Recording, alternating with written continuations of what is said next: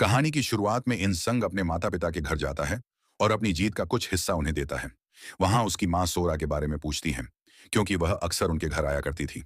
इंसंग अपनी माँ को यह नहीं बताता कि उसका और सोरा का रिश्ता खत्म हो चुका है, और वह चुपचाप वहां से निकल जाता है। जब इंसंग वापस शहर लौटता है तो उसे सोरा के कमरे से कुछ अजीब आवाजें सुनाई देती हैं। वह देखता है कि सोरा बीमार और बेहोश है।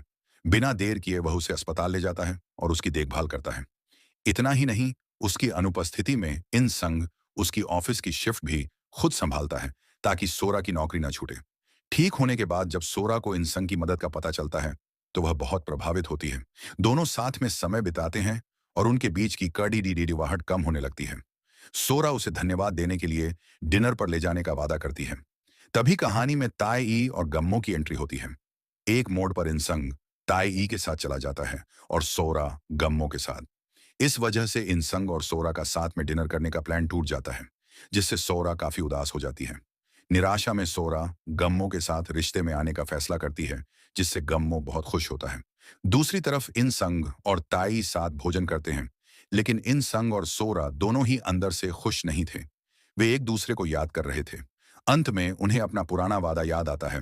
अगर कभी हम अलग हुए और फिर से मिलना चाहा, तो शहर के बाहर वाले एक शांत पार्क में मिलेंगे।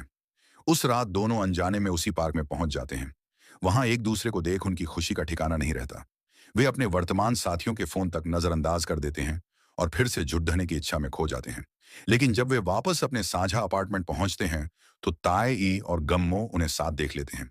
ताई गुस्से में इंसंग को थप्पड़ मार देती है, जबकि इंसंग सबके सामने सोरा के लिए अपने प्यार का इजहार करता है। अंततः गम्मो भी सोरा से अलग होने का कठिन निर्णय लेता है।